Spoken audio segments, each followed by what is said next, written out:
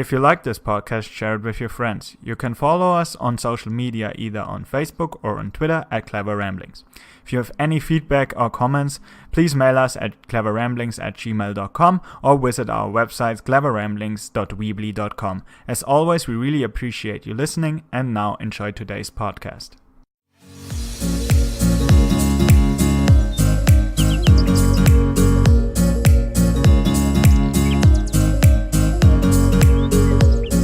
Welcome everyone, this is the Clever Ramblings podcast. I'm Moritz. And I'm Ivan. And today we're gonna talk about 4 topics. We're gonna start what is the difference between growing up in a more rural area versus growing up in a big city. Then we're gonna shift to the long-lasting debate, nature versus nurture.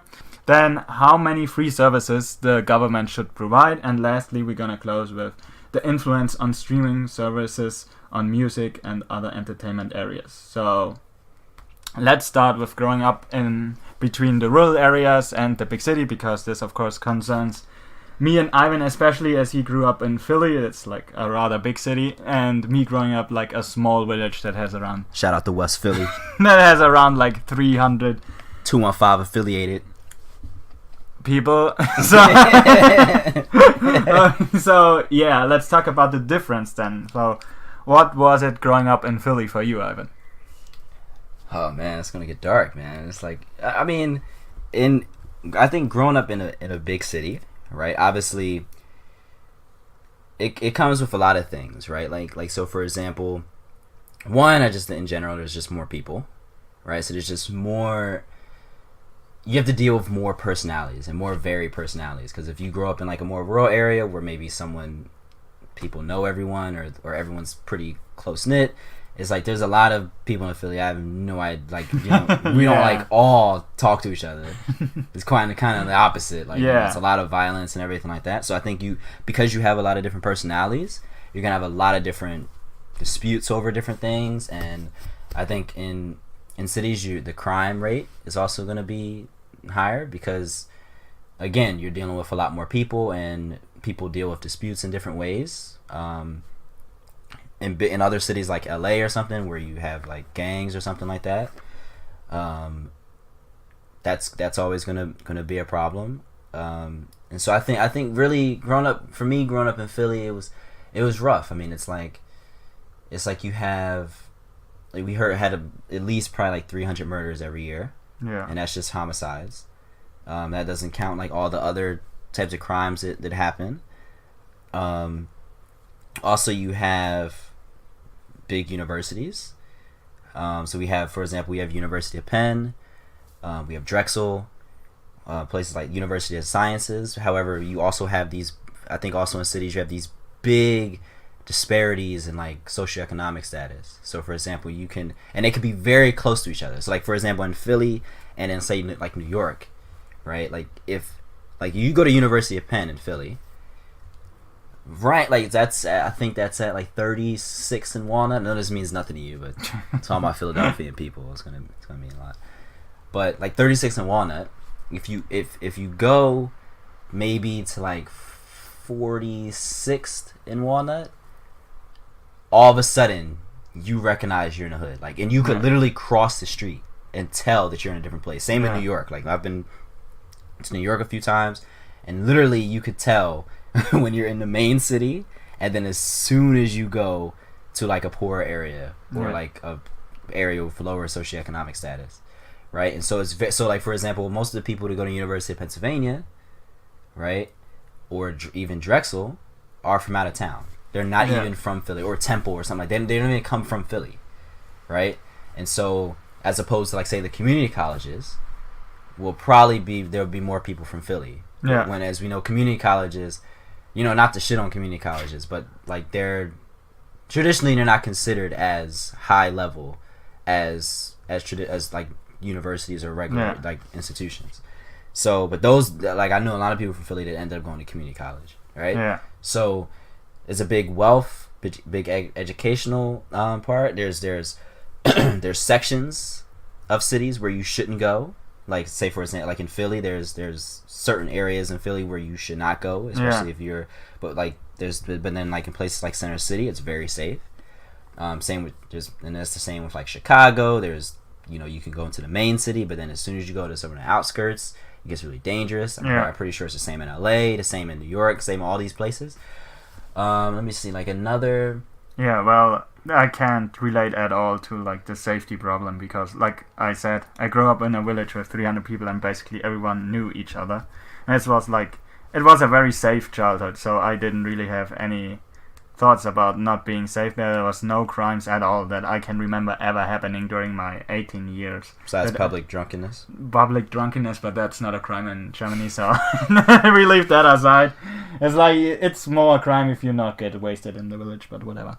But, so there was like, you don't have to care about anything. There was no crimes at all committed during the 18th year I lived there, and basically everyone knew each other. I don't think like, people that are new and that are not from your area, that didn't grow up in the area you grew up, like that they're the people that didn't, but everyone knew everyone, and though it was very safe, and I think it was a good childhood, except when you come up to the point where you're like 16 and you want to do stuff and there's like literally nothing. You don't even have a supermarket there, we have nothing, so you need a car, and of course if you're 16 you're not allowed to drive on your own in Germany, so you had to rely either on your parents or like do nothing and play with your friends. So up until a certain point, I think like growing up in a like more village type of environment is better, as it is more safe, and I think you have more like social contacts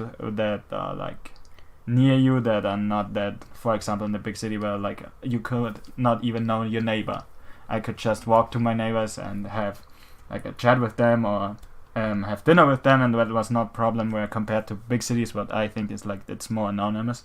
But as you come up on a certain point in your life when you want to do shit, and that's also why I moved out of my parents' house and I would never go back there. Sorry, Mom, but so yeah, I think up to a certain point I prefer growing up in a village. At a certain point, at like 16, 17, when you do want to do shit. But do you think it's always better? Like so, for example, yeah, the violence and poverty and stuff aside, right? I mean, like, well, you can't really put it aside because it's there. Yeah. But like, for example, do you think that like growing up in a city, I may have certain knowledge and skills that you may not have? Yeah, and same with you. As growing up in a village, you have, like I said, like every time I'm here in Cambridge and I see cows, like I just go crazy. It's just like never seen cows really, and so and all this nature is like crazy. Yeah. And the cows are so fucking cute. So you know what I mean? Like you probably have a set of skills and experiences that have benefited you in your life because you've grown up in a village. Same way I do. I also probably have some negative experiences that affect me coming up from Philly. Maybe you don't have those same negative experiences. No, probably. I don't know. Do you think you could have grown up in Philly? I could have. I would have been there without. I don't have a choice where I'm born. So I have to adjust to the environment. How do you think you would be different? Like, how do you think I would be totally different. Because, like I said, I don't have a care in the world. Like, the only thing I was worried about was getting, like, a good soccer game on the weekends. That was, like, the only thing I was caring about. At school, I did good at school. I didn't have to, like, struggle with that. And, like I said, there was nothing that would worry me. Like, I had a great parents. Like, I had a great family. There was nothing like major, and as we were growing up there was no crime, no nothing, so the only thing was that. And of course then when I got older I wanted to do stuff. I wanted to play basketball, but I couldn't because the next club was like a 30-minute drive away and my mom had to work and she couldn't just drive me all the time when we have like 2 days of the week were training. So that was when it started getting annoying. But before then I had all my friends there, could just hang out with them, go to the soccer field, play some soccer with them.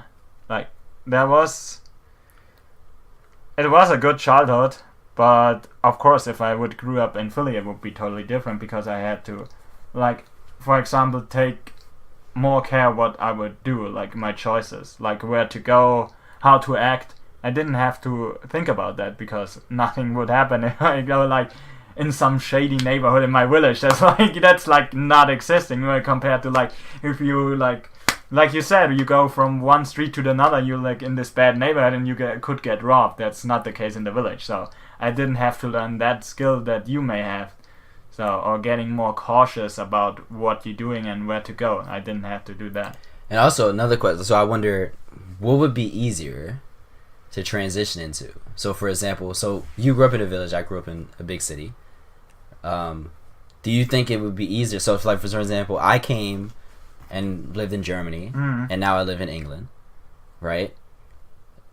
And I adjusted, and it was a little difficult because when I first got there, like, and I'm still, even to this day, like, I'm very aware of my surroundings, very cautious, very, you know, every time I go out in some dark alley or something, I'm like, nope, not doing that. Yeah. And then everyone's like, but this is Cambridge. Nothing's gonna happen to you. But I'm still like, no, like, I'm not doing all that. Yeah. How do you think do you think it's a harder transition coming from a place like Philly to a more rural, sort of relaxed area, as opposed to going from a more relaxed area and then going to a place like Philly? I think it's a tough question, but I think if you're coming from a relaxed area, I think it's harder because, like I said, you don't think about that in the beginning. You just act like back home, and then you maybe get fucked up. And like, if you go in the wrong neighborhood,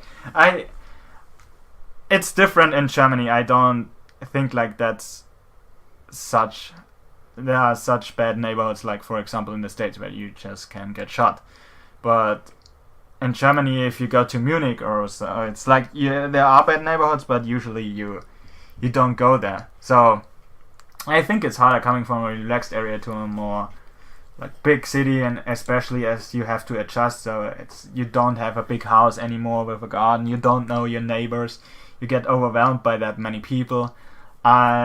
By the way, I'm in London right now, so I'm visiting Ivan. So I'm with a friend, and he's overwhelmed too about how many people are there when we go into the subway station. It's like crazy for him that there are so many people, and I think you can get overwhelmed with just the sheer size and the different people that are there that you didn't saw before. So yeah, I think it's harder for coming from a relaxed area to a more big city. But on the other way around, you said, like, it's also for you can shed like the things you did in Philly. You can get really rid of them, and I don't know. It's always tough to relate with someone who grew up like the total opposite. And then it's also depends on the person, right? So like maybe some certain personality types would be able to better transition than other places. And I think certain things, like growing up in Philly, like is definitely like a love-hate relationship. Like, I love Philly, and then at the same time it's like kind of hate it at the same time because of the oppression and how a lot of people don't make it and all these different types of things that really matter to me. And so it's always like, I always get mixed feelings when I think about Philly. But I do know that, like, for example, certain experiences that I've had just watching other people, and because I was never a street person, but like I grew up around the streets, and I grew up knowing people from the streets. And so certain just things that I observed, right, I feel like have equipped me for life. But then also I think certain experiences at the same time have sort of like damaged me in a certain way, because they force you to look at people or situations in a very narrow like way. Like, I just don't trust people, right? And so it's like, so I think it's kind of it's a good bad thing. Whereas I think maybe someone like you would be able to trust people and something like that, but at the same time you may be a little bit more naive. And maybe I shouldn't trust them. Exactly. Yeah, if you go to Philly, don't do Yeah, so I think the last question before we move on would be, what do you prefer? You've been to my village. You was there on Christmas, so what do you prefer? Living in like big city or like a small, not even like that small, but a more rural area? I still like cities. Well, the thing is, like, big cities in Germany, like Munich and Frankfurt and stuff like that, they don't have as much crime. So it's kind of like this good balance. I think since I'm still young, I prefer cities. Yeah. I think as I get older, I think I may want to live. I think as I get older, I may want to live in a more quieter area, but I would never want to live in a place that's far away from a city. Yeah. So I don't mind living in a city for the rest of my life. But if I decide, I want to live in a rural area, like I want to live in a rural area that's like maybe 5-10 minute drive away from a big city. Yeah. Because then I never want to live in the middle of nowhere. Yeah, me too. Because that is like to me that's like I just couldn't. Yeah, I would not want to do that. Yeah, me too. I prefer living in a city, especially as I'm young now and I have way more stuff I can do when I come back. It's kind of boring because you really can't do anything. But yeah, I like the city now at least better. I don't know how it's gonna be when you have a family. But when I have my little children running around. Yeah, in the garden, but who can afford this nowadays anyway, so... What, children? No, a house and a garden and everything. I was about to say, yeah. Gosh, you just made that like really, really sad. Damn, That too, you know how expensive they are, Ivan. We're just never gonna have children. How about that one? Yeah. With that, we're gonna finish this time. No, but I prefer a big city, but who knows what I will think about that in the future. But yeah, let's move on to the second topic, which was... the nature and nurture debate. Exactly. And as we know, so for a long time, right, it's... people have looked at it as a nature versus nurture debate. Yeah. So basically is... nature would be your genes, or basically all your genetics has... and people who would be on a nature side would say... well, basically, your genes determine everything in life. So they're what's responsible for your intelligence, your height, your basically anything, right? And that plays more of a dominant role. And then you have the nurture people who would say, no, well, it's about like parenting, it's about your environment, basically, that determines basically everything. Now we know that in basically every situation, except for a few where it's like literally... we know it's genetically determined, but they're like relatively simple things. I think like eye color is relatively, it's highly genetic. But except for like those very trivial cases in a sense, most traits are a combination of both nature and nurture. The only thing we don't know is for every trait how much of nature and nurture is contributing to each. So for example, maybe for example like IQ, right? Maybe there's 60% of it is genetics and 40% of it is environment, or vice versa. That's kind of what we don't know. But I think no serious scientist would say anymore that there's IQ is 100% genetic or it's 100% environment. Yeah. Right, so he studies genetics. He wants to do his PhD in genetics eventually. So, what is your view of like how much genetics contributes to most things? I can't say that. Like, it depends on which trait. But did you ever hear about epigenetics? Yep.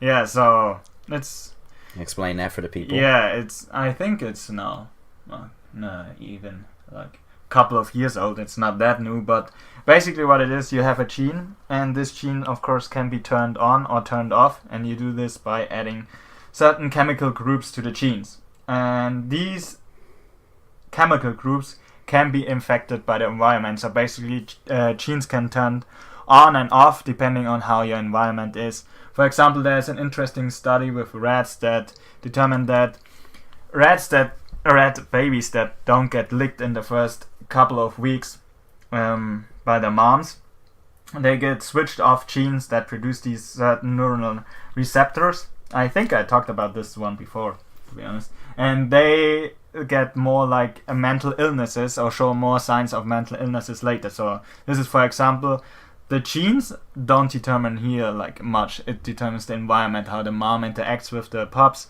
and then it shows the traits later. But this is a lot of the time the case, that the environment interplays with the genetic with the genes. So I think it's always like an interaction between the two.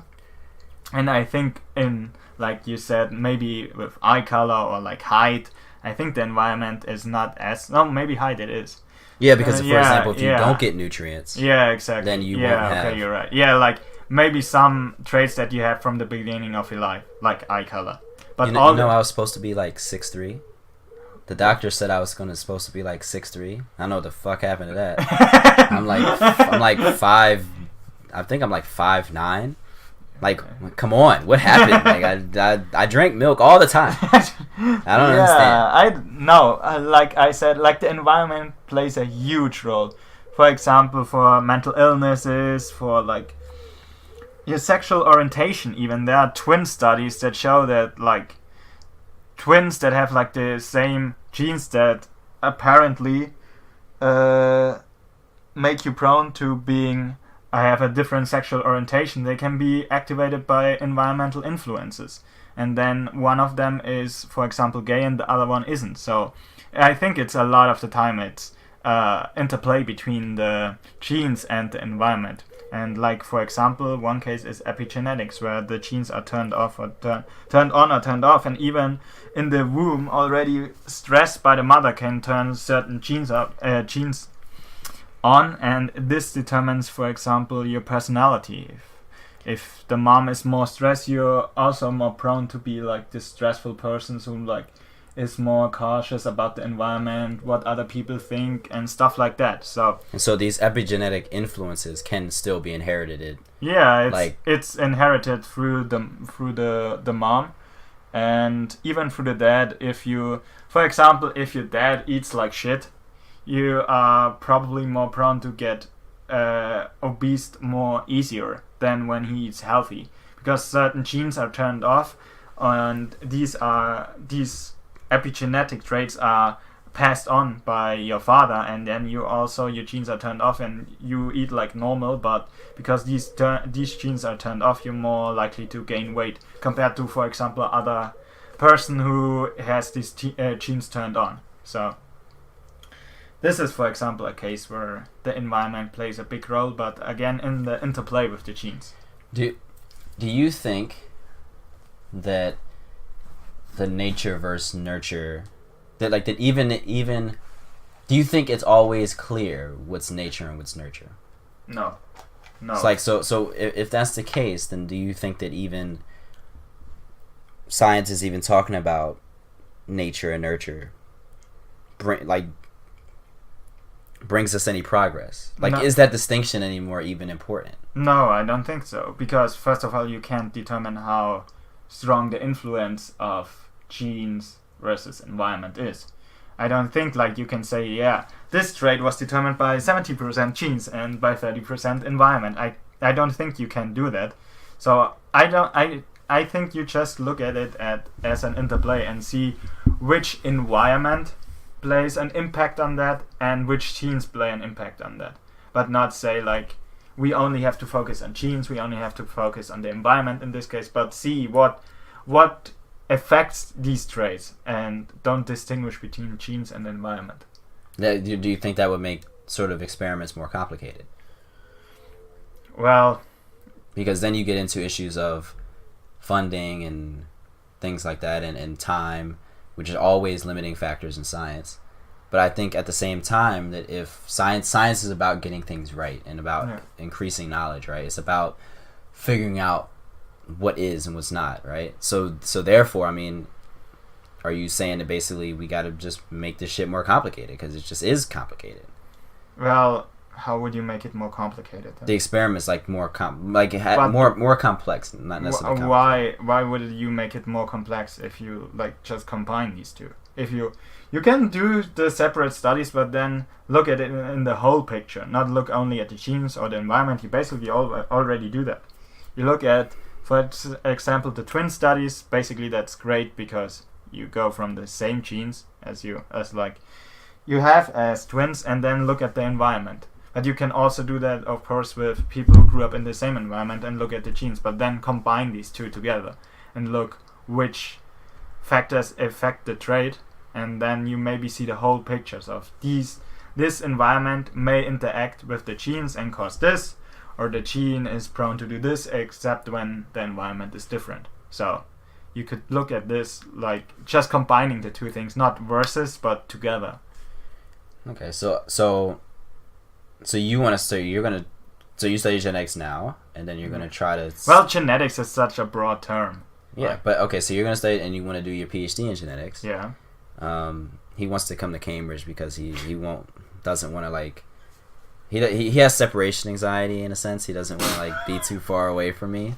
I had different interested, but whatever. So he he's like my best friend. So sometimes he's gonna miss me if he has to like. But you gonna go away from Cambridge anyway, so. Listen, we have to grow up, man. We have to eventually separate from each other, man. It's gotta happen. We can't be tied to the hip, man. It's just not gonna, tied to the hip. It's just not gonna work.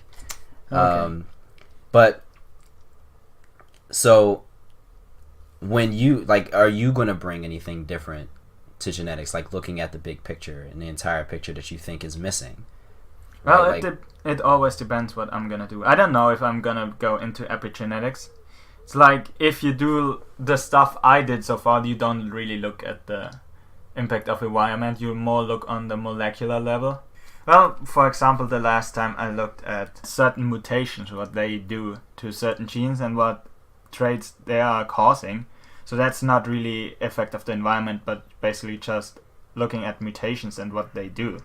So I don't know if I'm gonna go into epigenetics and look like what the environment affects on a epigenetic level. So genetic is so broad. You can do like general genetics, which is more like crossing individuals and looking what kind of traits they show. Then you can do molecular level. For example, what I did, I worked with cells, with brain tumor cells, and kind of mutations what they cause in the brain tumor cells. And so it's such a broad field. I don't know what I'm gonna do. I would also be really interested, but can only do this in Canada, and Ivan won't let me go to Canada, so I don't know. Like aging research is also very interesting, like on a molecular level, like which genes or which molecular processes affect aging.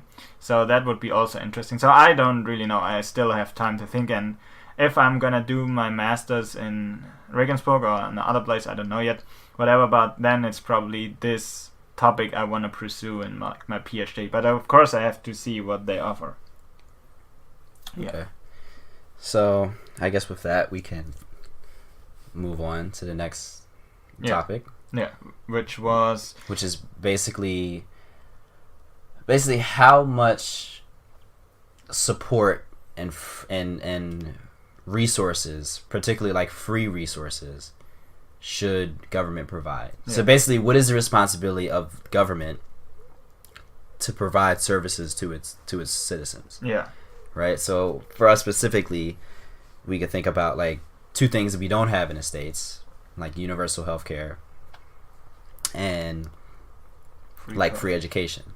Because in Germany, I mean, the education is not free, but it's like so cheap that it doesn't even pay like 150 euros like a semester. Yeah.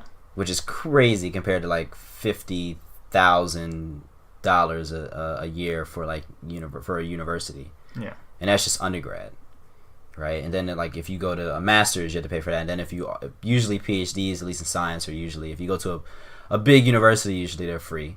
Yeah. The funding is free, but for example, if you get like if you go to medical school, sometimes you get into a lot of debt there, and so it's kind of like. Basically, how many? Then even before then, like there are some high schools. So the high school I went to was really good high school, and I think it was 16,000 a year around that time, between 12 and 16. It went up every year, but I believe when I went, it was between 12 and 16,000 a year. But like the number one school in Pennsylvania was like. I think it was like cost $50,000 a year. Can you imagine a high school costing $50,000 a year?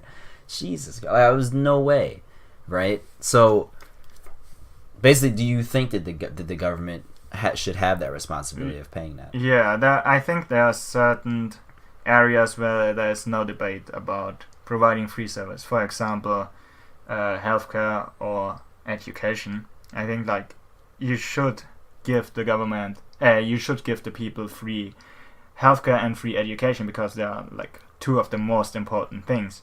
When I look at the healthcare in the States, like so many people die from a lack of healthcare. That's like not a thing in like other countries. And education, like you're gonna invest in your future. Like this is the most important thing, that like your children growing up in like this more modern industrial world, there is knowledge is power. It really is. Like it's the most important thing, and if you don't provide it to people, like it's dumb. You have like when you leave college, like tens of thousands or even hundreds of thousands of dollars in debt just for you to going to college. And the funny thing is that you can never call for bankruptcy on your debt on education. So that's like the only debt you can't go for bankruptcy. So that's like, it's stupid that the government is not providing that. One of the most important thing is even the most important thing in my mind, that you have to learn the most important skill, knowledge. Well, to play devil's advocate, right? One, like, so in places like the States, right, where you could say, well, the difference in, like, we have 330 million people in the States, which be very, and due to our governmental structure, federal versus state, right, it would be very difficult to implement maybe universal health care to every single citizen in the States, right? You could ask, okay, how will we pay for it? But you could always say, like, maybe we could cut down on military spending. Yeah, like it's crazy. People are trying to attack us, Em, okay? Yeah, they're not. Like, they know they're gonna get fucked up if they attack you, so no. And it's, by the way, fun fact, it costs more to stay at the current system you have. It's costing more than when you would change to universal healthcare. Yeah, but I think it saves you money, so. But I think the problem is that we have all these private insurance companies. Yeah, of course, that's why you don't have universal healthcare. But I think in order to overturn, but what I'm saying is, like, how realistic do you think it would be for us that we would be able to overturn all that? Because the way our government is and the way that everything is structured right now. Yeah, but if you implement it on a state level and on a federal level, if you say now universal healthcare, the private insurance companies, they can stay. If you want some extra shit, like like nose surgery because you don't like the way it looks, you can go there. But for like basic stuff, you do that, and it's not like it has been here forever. Like universal healthcare is not something that was like back in like the 18th century. Everyone was like, yeah, universal healthcare. They changed over time, and I think you can do the same in the States. You just have to go against the private insurance companies, and of course, because they like make these huge donations for the politicians, of course nobody's gonna say like, yeah, let's change that, because everyone just wants the money. But there are a couple of people who are pushing for universal healthcare, for example Bernie Sanders, like, or Alexandria Ocasio-Cortez. So I think like you can do it, you just have to get enough people, and I think no one in the States would be against it if they knew about it. But could we pay for both universal healthcare and like free education? Yeah, you could. Because then you could also make the argument, play devil's advocate again. You could say, well, like for example, I know a lot of people who, they're smart people, but just school is not for them, right? Yeah. So I think everyone is not, their brain is not necessarily geared to school. Yeah. Right? For me, even like that's why I'm glad I don't have to take classes, because that shit is so boring, man. Like sometimes you just want to do what you're interested in, right? Yeah. And so, I think to have certain level of schooling, like for example, like I learned a lot in high school. I learned, some fundamental things, like how to read, how to write in grade school. So I would say maybe like up into age 16 or 18 would be like you should be able to, like you should have to have education. But I'm not as sure what we should do for college, right? So I'm more geared towards like, yeah, the government should provide free education until you're 18.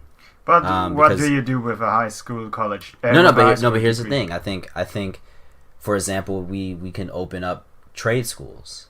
Like I think what I'm saying is like maybe not necessarily make it free, but lessen it, like reduce the amount.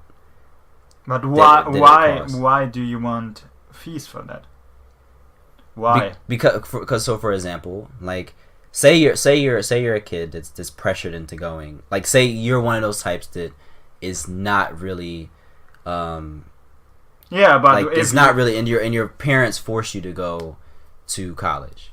Yeah, and right? If you don't have to pay anything, then you're wasting it, right? After a year, you can say, "Oh, that's not for me. I'm gonna quit or change to something." But if you already spent like $50,000, you're not gonna be like, "Well, that was a nice try." Some people drop out. Yeah, but then like you have spent $50,000 for nothing, compared to like when you don't have to spend anything, you can just say, "Okay, that's not for me. I tried," and it's not like it's so much money. If like one person or even like 5% say like, "Oh, I've been there a year, I don't like it," it's not that big of an expense for the government to say like, "Oh no, we have to charge these people." So I don't think like that's a valid argument, because they like took advantage of free education just because they didn't like it. So I think it's better if you don't charge people, because then they are more likely to pursue what they really want as soon as they see that college is not for them and do the things they like, compared to one who already spent that much money and then he's like, "Oh fuck, I already spent that much, I can just quit, I have to earn that money someday." So they just do the thing they don't like for like 50 years. Yeah, I mean, okay, I mean I can see that, but I think it's gonna take a lot, like for a place in the States. I think it's gonna like it's gonna take a lot of social engineering and social like getting people to rally behind that, because we're not united, right? I think it could be easier in other countries.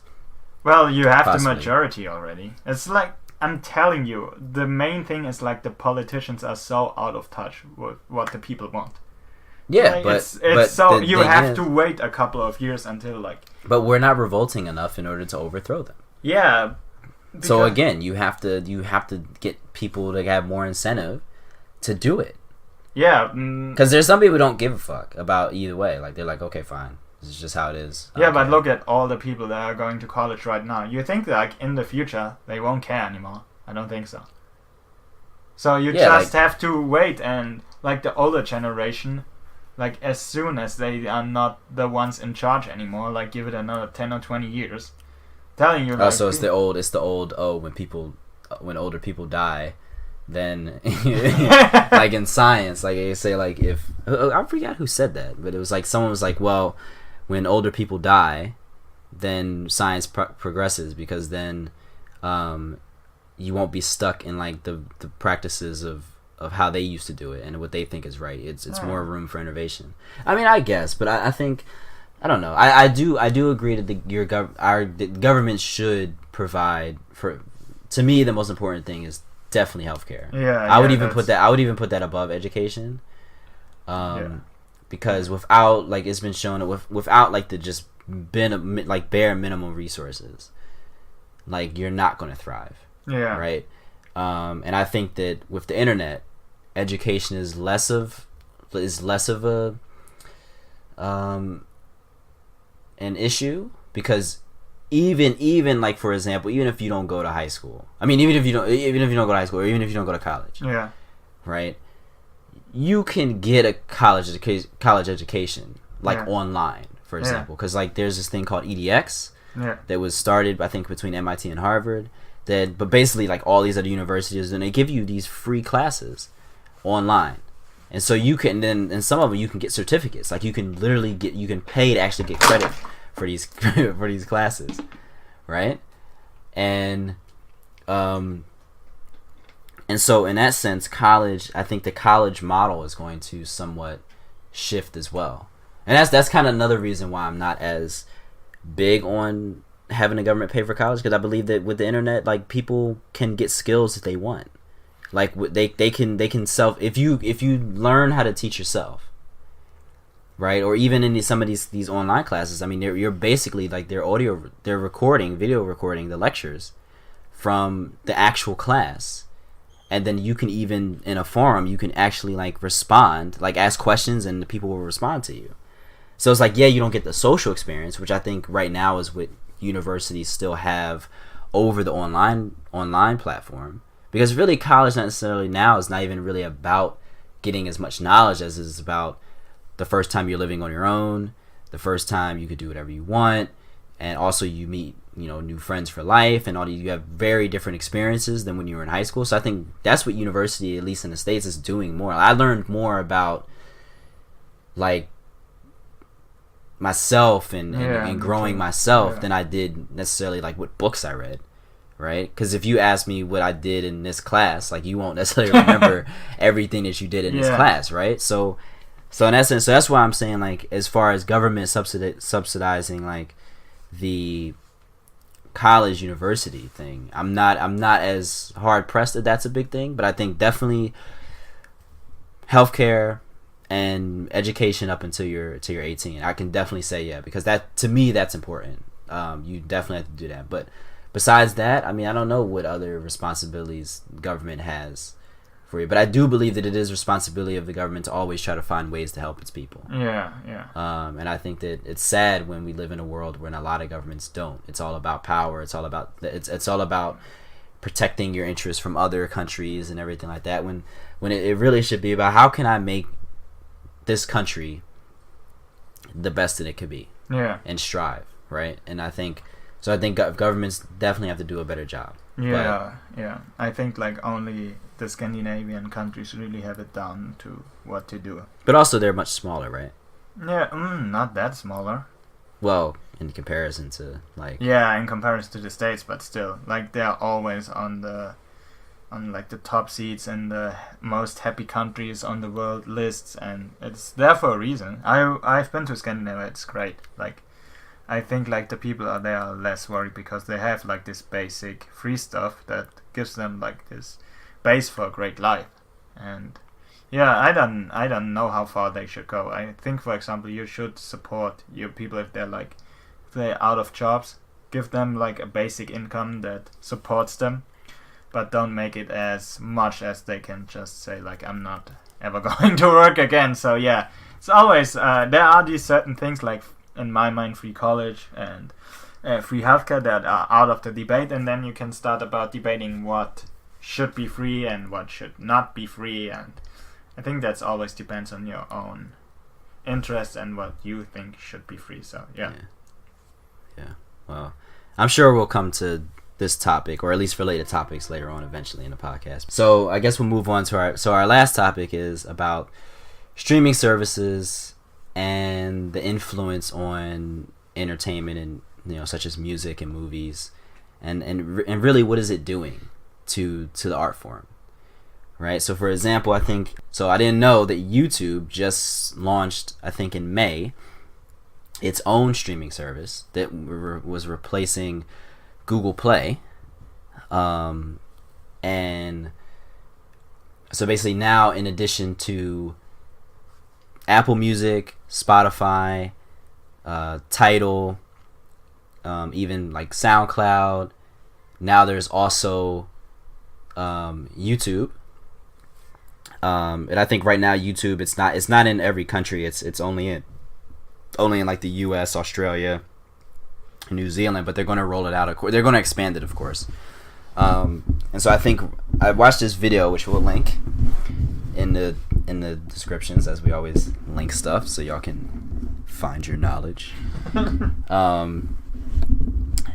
Is that I think the biggest streaming service by far is definitely Spotify. It is over Apple. Apple though may earn the most money, because Apple has all of its subscriptions are free, right? So I'm sorry, all of its subscriptions have to be paid for. So for example, I have Apple Music, and I pay for Apple Music every month, as opposed to Spotify, where you can have like a relative, like a free account or really seriously reduced account. Yeah. Right. So, and then Tidal actually pays artists the most per stream. For example, in music. Right. So all of them kind of have their own strengths and weaknesses. But overall, I look at like towards the future of music and entertainment, and it's like I think it's really, really, really fucking up entertainment. Because like as a consumer, I don't care if I get it. Listen, I love iPhones, so go Apple. Like I like Spotify, and of course with Black business, I'm supporting I like Jay-Z. I mean, I don't have Tidal, but like I support like Black owned business and what they're trying to do. But at the same time, it's like all of y'all are competing over shit that the consumer doesn't care about. I just want my music, man. Yeah. Or I just want my movies. Like if Netflix is competing with like I think there's another one in the States called Hulu. Have you ever heard of Hulu? Yeah. Like, and it's like okay, like dude, I just want to watch a movie, man. That's all I want to do. Like I don't care where it comes from. I don't care. I'm willing to pay for it and all this type of stuff, the service. But it's like the same with an album. Like I don't want this artist doesn't want to put his or her album on Spotify on Apple because they have a deal with Spotify, they have a deal with Tidal, and so now I can't stream this album because of these politics. And it's like dude, I understand what they're fighting for, like they want artists to get paid more, but all of the streaming services aren't paying that well, right? Because streaming is so new and took the industry by storm that we really don't understand like how to make as much money off of it. Like people are still trying to figure that out now, right? And I just think what it's doing is it's really messing up the art, and it's really messing up how music is consumed. Because I know for damn sure, like if people start, like people have already done, like Drake for example, and I think another rapper named Future, I think even I think Taylor Swift and Adele did an Apple deal. I'm not really sure, but like they did these exclusive deals, and then people do it on Tidal But I'm definitely not going to get like Tidal, Spotify, and Apple Music and YouTube and pay for all of them. Yeah. Like that's like $40 a month. That's no way y'all getting that money from me. I don't got that type of bread. Okay, so that's not gonna work. And even if I did, no, right? Like it doesn't make any sense. And so I don't know. And I think you're just, yeah. I just think overall it's a bad thing. What is your opinion on it? Well, I'm not into the music streaming as much as you are. I just go on YouTube, and like now you can sign up for YouTube Premium where you can play in the background, but I'm not doing that. I'm just gonna put it in my pocket and listen to it. So I'm not into the streaming thing, but yeah, you're right. Such exclusive deals just make it harder for the consumer to listen to the music, because like you said, it's $40 a month, so who's gonna pay for that? But on the other hand, it's also maybe it's making the music more accessible for people. Like with Spotify free, the music you may not be able to listen before because the artist just didn't put that on the internet, maybe now more available because of that. You just have to listen to ads once in a while to get the free Spotify. So I don't know, I'm torn about this one. What really, like, on the one hand, like you said, it making it the music more exclusive for the people who have this streaming service, but on the other hand, like if you don't have this exclusive contract with a streaming site, it's making the music more accessible and it's more convenient for like just to go on Spotify and listen to it. So yeah, so I think streaming is like to at least to music and to movies is doing what the internet did for information. Yeah, right? Like it's so in a sense it's a good thing, right? It's giving, like you said, giving access. So I'm definitely for that, right?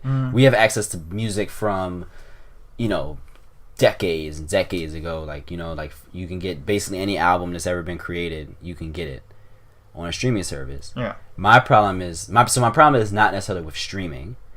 It's about the streaming wars, right, between the different streaming services. Okay, I feel like that's what's doing the damage to consumers and to like it's just into listeners of it, right? And I think ultimately it's a bad thing because people just want to monetize everything, right? and they're just like, and of course I wouldn't necessarily want like one streaming service, because I guess then you form a monopoly, right? But most of them don't like necessarily offer anything that's very different from the other. And so it's kind of like they're all just copying off of each other. Yeah. And so it's like you're not even like, it'd be different if like, okay, this streaming service gave me, I don't know, this type of user interface that was really, really, really cool and it was different. But say you don't like that user interface and so you pay for the other one, right? I think we should be paying for that. Not for, this person's album is only on this service, so I gotta get this streaming service. But do you think like you could separate it in, for example, genres? If you're like really into hip hop, like this streaming service is known for having all the newest hip hop and the greatest albums, and these streaming services are, I don't know, for country music or whatever. So you think you could do that, not just like from one genre and this artist has an exclusive deal with this streaming service and this with that, but have like separated more into like really differences that would say like this person when he's into this music he should get this, and the other one should get the other streaming service. Well, I mean, that'd be cool, but I think at the same time it's like it's too late for that, because now all the streaming services have all genres, and of course they want the money. So they're gonna want the money for all of them. So you telling them that is like, no, they're not. They're not gonna want to like say, oh yeah, okay, you can have hip hop, or go ahead, Tidal, you got hip hop and everything. No. Especially because hip hop is the highest streaming genre. So that's just it's too late for that. That's not gonna happen. Yeah. And I'm very curious what the future of streaming is, but also I'm very worried about how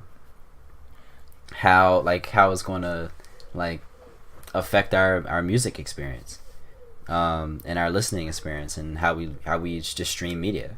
Yeah. And again, it's like the internet for entertainment, but as we've seen with the internet, it's a double-edged sword, right? It's given us great things, but then it's also given us really bad things like misinformation and things like that. So I don't know. And eventually, I think that people are going to start like signing to streaming services. So, for example, Drake is rumored that he's going to, because he's out of his like label deal, right? So they say like labels are going to kind of be obsolete, and then you're going to get streaming deals. So you're going to sign specifically with a streaming service. And then you're gonna make money that way. They're gonna be the new labels, right? I think on this note we can finish for today. And the next time we're gonna have our usual setup again. It's kind of an improvised setup today, as I'm in Cambridge right now. And Emma's real tired. So you see how he cut that? You see how he cut that topic off real quick? Like he was like, I don't care about any of this. So basically, sorry. This podcast is really, really trash right now because Emma's just not interested. Yeah, okay, it's always me. No, that's like the story of it's never me, it's all the other people. I'm bringing my A game today. Shut up, Ivan. I'm prepared in everything. Shut up. That's all I'm gonna say. Shut up. So we're gonna see you the next time, and we won't see them. So. We're gonna hear them. We're gonna talk to them the next time. There you go. Have a great day. Bye. Goodbye.